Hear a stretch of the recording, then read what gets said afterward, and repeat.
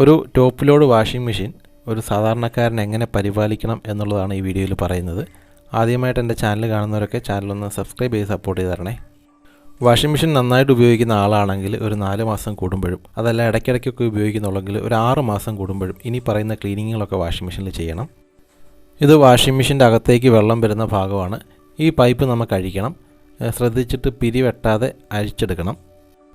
നമ്മൾ കുറേ നാൾ ഉപയോഗിച്ച് കഴിയുമ്പോൾ ഇവിടെ അഴുക്ക് വന്ന് അടിഞ്ഞു കൂടിയിട്ട് വാഷിംഗ് മെഷീൻ്റെ അകത്തോട്ടുള്ള വെള്ളം സപ്ലൈ കറക്റ്റ് ആവാതെ വരും. അത് പ്രകാരം വാഷിംഗ് മെഷീൻ വർക്കാവാതിരിക്കും.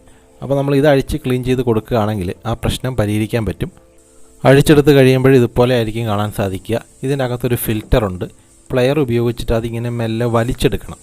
പുറത്തേക്ക് വലിച്ചെടുക്കുകയാണ് വേണ്ടത്, കറക്കരുത്. അപ്പോൾ ഇതിനകത്ത് ഇപ്പോൾ നിങ്ങൾക്ക് കാണാൻ പറ്റും നിറച്ച് ചെളിയാണ്. ഇത് നമ്മൾ നന്നായിട്ട് ബ്രഷ് ഉപയോഗിച്ചിട്ട് കഴുകിയെടുക്കണം. അതിന് മുമ്പ് ആ ഫിൽറ്റർ അഴിച്ചെടുത്തിട്ട് എന്തെങ്കിലും ചെളി ഉണ്ടെങ്കിൽ അതൊന്ന് തുണി ഉപയോഗിച്ചിട്ട് ക്ലീൻ ചെയ്തെടുക്കണം. ചെറുതായിട്ട് വെള്ളം ഒഴിച്ച് കഴുകിയാലും കുഴപ്പമൊന്നുമില്ല. ഇതുപോലെ പഴയൊരു ബ്രഷ് ഉപയോഗിച്ചിട്ട് ക്ലീൻ ചെയ്യുന്നതായിരിക്കും നല്ലത്.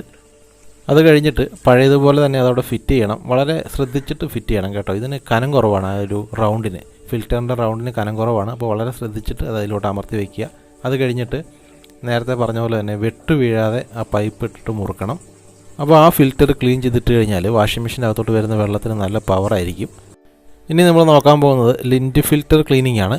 അതായത് നമ്മുടെ ഡ്രസ്സിലുള്ള പൊടി, അതുപോലെ എന്തെങ്കിലുമൊക്കെ പേപ്പറിൻ്റെ കഷ്ണങ്ങൾ, ഇതൊക്കെ കൂടിയിരിക്കുന്നത് അല്ലെങ്കിൽ ഡ്രസ്സ് കഴുകുമ്പോൾ ഇതൊക്കെ അടിഞ്ഞു കൂടുന്നത് ഈ ലിൻറ്റ് ഫിൽറ്ററിൻ്റെ അകത്താണ്. അപ്പോൾ ഇത് നമ്മൾ പ്രോപ്പറായിട്ട് ക്ലീൻ ചെയ്ത് കൊടുത്തില്ലെങ്കിൽ പഴക്കം ചെല്ലുന്തോറും നമ്മുടെ ഡ്രസ്സിൻ്റെ ഭംഗി കുറയും. ഡ്രസ്സിൽ നിറച്ച് പൊടിയും അഴുക്കുമൊക്കെ നമുക്ക് കാണാൻ സാധിക്കും. ഇത് ക്ലീൻ ചെയ്ത് കൊടുക്കാത്തതുകൊണ്ടാണ്. ലിൻറ്റ് ഫിൽറ്റർ ഈ വീഡിയോയിൽ കാണുന്ന പോലെ നമുക്ക് ഊരിയെടുക്കാൻ പറ്റും. ഇപ്പോൾ ഇതിനകത്ത് നിങ്ങൾക്ക് കാണാൻ പറ്റും നിറച്ച് പൊടിയാണ്. അതുപോലെ വാഷിംഗ് മെഷീനിൽ ഡ്രസ്സ് കഴുകി കഴിഞ്ഞിട്ട് അത് ഇടുമ്പോൾ ചൊറിച്ചിലൊക്കെ അനുഭവപ്പെടുന്നുണ്ടെങ്കിൽ അതിൻ്റെ ഒരു കാരണം ഈ ലിൻറ്റ് ഫിൽറ്റർ പ്രോപ്പറായിട്ട് ക്ലീൻ ചെയ്യാത്തതുകൊണ്ടാണ്. വാഷിംഗ് മെഷീനിൽ നമ്മൾ ലിൻറ്റ് ഫിൽറ്റർ അഴിച്ചെടുത്ത് കഴിഞ്ഞാൽ ഇതുപോലെ അത് വീണ്ടും ഓപ്പൺ ചെയ്യാൻ പറ്റും. ഇതിൻ്റെ അകത്ത് നിങ്ങൾക്ക് കാണാൻ സാധിക്കും ഒരുപാട് പൊടികളും കാര്യങ്ങളൊക്കെ അടിഞ്ഞുകൂടി ഇരിപ്പുണ്ട്. ഇതും നമ്മൾ ബ്രഷ് ഉപയോഗിച്ചിട്ട് എല്ലാം ഇളക്കി കളഞ്ഞിട്ട് വേണം കഴുകാനായിട്ട്. ഇനി ലിൻറ്റ് ഫിൽറ്റർ ഫിറ്റ് ചെയ്യുമ്പോൾ ഇതുപോലെ കറക്റ്റ് ഓപ്ഷനിൽ കൊണ്ടുവന്നിട്ട് ഫിറ്റ് ചെയ്യുക. ആ ലോക്കിൻ്റെ ഭാഗം മുകളിൽ വരുന്ന പോലെ. ഓരോ വാഷിംഗ് മെഷീനും വ്യത്യാസം ഉണ്ടാവും, അത് നോക്കി കണ്ടിട്ട് ചെയ്യുക. ഇനി നമ്മൾ സോപ്പ് പൊടിയൊക്കെ ഇടുന്ന വാഷിംഗ് മെഷീനകത്തുള്ള ബോക്സ് എങ്ങനെ ക്ലീൻ ചെയ്യാമെന്നാണ്. ഈ ബോക്സ് ഊരി എടുക്കുമ്പോൾ ആദ്യം കുറച്ച് പുറത്തോട്ട് വലിക്കുക. അത് കഴിഞ്ഞിട്ട് മുകളിലോട്ട് പൊക്കിയിട്ട് വേണം ഊരിയെടുക്കാനായിട്ട്. മുകളിലേക്ക് പൊക്കിയിട്ട് മെല്ലെ വലിക്കുമ്പോൾ അതിനകത്തൊരു ലോക്ക് സിസ്റ്റമാണ്. അത് പൊട്ടാതെ നോക്കണം. ഇങ്ങനെ പൊക്കി വലിച്ചു കഴിയുമ്പോൾ അത് പൊട്ടാതെ ഊരിപ്പോരും. വളരെ ശ്രദ്ധിച്ചിട്ട് അത് ഊരിയെടുക്കുക. ഇപ്പോൾ നിങ്ങൾക്ക് കാണാൻ സാധിക്കും അത് നിറച്ച് പായൽ പോലെ ചെളി പിടിച്ചിരിക്കുകയാണ്. അതൊക്കെ നമുക്ക് ക്ലീൻ ചെയ്തെടുക്കണം. ഇതുപോലെ എല്ലാ വശങ്ങളും നന്നായിട്ട് ഉരച്ച് കഴുകിയിട്ട് അത് വൃത്തിയാക്കി എടുക്കുക. ആ ഡിറ്റർജൻറ്റ് ബോക്സ് ഫിറ്റ് ചെയ്യുമ്പോഴും ശ്രദ്ധിക്കണം. മെല്ലെ പൊക്കിയിട്ട് അകത്തോട്ട് തള്ളി കൊടുക്കുക. എന്നിട്ട് നേരെ ആക്കിയിട്ട് അകത്തേക്ക് ഫുള്ളായിട്ട് തള്ളി വിടുക. വളരെ ശ്രദ്ധിച്ചിട്ട് ചെയ്യണം, ആ ലോക്ക് പൊട്ടരുത്. ഇനി നമ്മൾ വാഷിംഗ് മെഷീൻ്റെ ഏറ്റവും താഴത്തെ ഭാഗമാണ് അഴിച്ചെടുക്കുന്നത്. പൾസ് സ്റ്റാർ എന്നാണ് നമ്മളതിനെ പറയുക. അപ്പം അത് അഴിച്ചെടുക്കുമ്പോൾ കുറച്ച് കാര്യങ്ങൾ ശ്രദ്ധിക്കാനുണ്ട്. അവിടെ ഒരു കവർ ഇട്ടിട്ട് അത് ലോക്ക് ചെയ്ത് അതിനൊരു ഞെട്ടുണ്ട്, അത് കവർ ചെയ്ത് വെച്ചേക്കുവാണ്. ആ കവർ നമ്മളൊരു സ്ക്രൂ ഡ്രൈവർ ഉപയോഗിച്ചിട്ട് ഇതുപോലെ മെല്ലെ ഒന്ന് കുത്തി കൊടുത്താൽ ആ കവർ ഇങ്ങനെ ഇളക്കിയെടുക്കാൻ പറ്റും.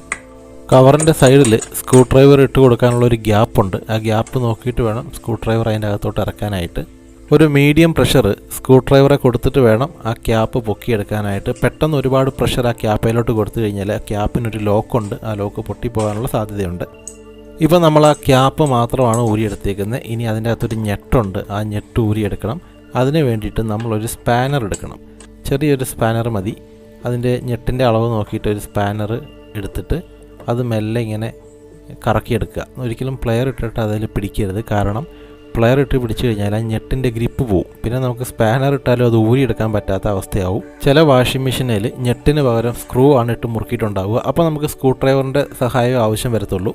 ഇനി നമുക്ക് പൾസ് സ്റ്റാർ ഊരിയെടുക്കണം.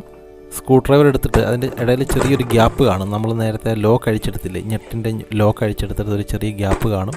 ആ ഗ്യാപ്പിൽ സ്ക്രൂ ഡ്രൈവർ ഇട്ടിട്ട് മെല്ലെ പൊക്കി കഴിഞ്ഞാൽ ഇതുപോലെ പൾസ് സ്റ്റാർ നമുക്ക് ഊരിയെടുക്കാൻ പറ്റും. ഈ ഫ്രെയിം ഊരിയെടുത്തതിന് ശേഷം അതിൻ്റെ അടിവശം നോക്കുക. ചെളി മുഴുവൻ അവിടെ ആയിരിക്കും ഉണ്ടാവുക. നിറച്ച് ചെളിയായിരിക്കും, പായൽ പോലെയൊക്കെ ഉണ്ടാവും.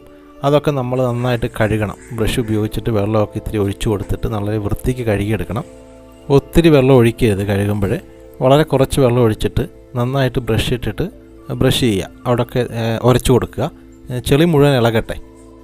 ഇവിടെ വെള്ളം ഒഴിച്ച് കഴുകുമ്പോൾ സ്വാഭാവികമായിട്ടൊരു സംശയം വരും. ഇവിടെ ഒഴിച്ച് കഴുകുന്ന വെള്ളം നമ്മൾ എങ്ങനെ പുറത്ത് കളയും, അല്ലെങ്കിൽ ആ വെള്ളം എങ്ങനെ കളയാം എന്നൊരു സംശയം വരാൻ സാധ്യതയുണ്ട്. അപ്പം അതിന് പറയാവുന്ന ഒന്നാമത്തെ മെത്തേഡ്, നമ്മൾ ഈ ക്ലീനിങ് ഒക്കെ കഴിഞ്ഞിട്ട് അവസാനം ഡ്രം ക്ലീനിങ് ചെയ്യും.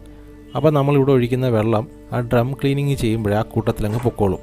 അതല്ല ഡ്രം ക്ലീനിങ് ചെയ്യുന്നില്ല, ഇത് മാത്രമേ ക്ലീൻ ചെയ്യുന്നുള്ളൂ എങ്കിൽ വാഷിംഗ് മെഷീൻ ഓൺ ആക്കിയിട്ട് ജസ്റ്റ് സ്പിൻ മോഡിലിട്ടിട്ട് ഒന്ന് സ്റ്റാർട്ട് കൊടുത്താൽ മതി.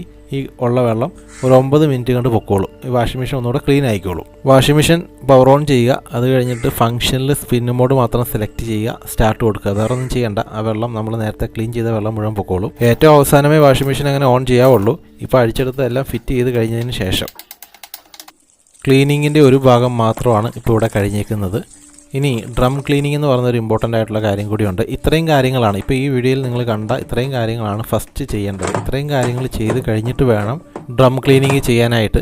പൾസ്റ്റാറിൻ്റെ ഈ ഒരു പോർഷൻ തിരിച്ച് ഫിറ്റ് ചെയ്യുമ്പോൾ വളരെ ശ്രദ്ധിക്കണം, ഞെട്ട് ലോക്കാവാതെ നോക്കണം. ആദ്യം ഇത്രയും ക്ലീനിങ് വാഷിംഗ് മെഷീനിൽ ചെയ്യുക. അത് കഴിഞ്ഞിട്ട് ഡ്രം ക്ലീനിങ് ഉണ്ട്. നമുക്ക് അടുത്ത വീഡിയോയിലാണ് ഡ്രം ക്ലീനിങ്ങിനെ പറ്റി പറയുന്നത്. വീഡിയോ ഒരുപാട് ലെങ്ത് ആവാതിരിക്കാൻ വേണ്ടിയിട്ടാണ് അങ്ങനെ ചെയ്തേക്കുന്നത്. ഈ വീഡിയോയുടെ ഡിസ്ക്രിപ്ഷനിൽ ഡ്രം ക്ലീനിങ്ങിൻ്റെ വീഡിയോയുടെ ലിങ്ക് ഞാൻ കൊടുക്കാം.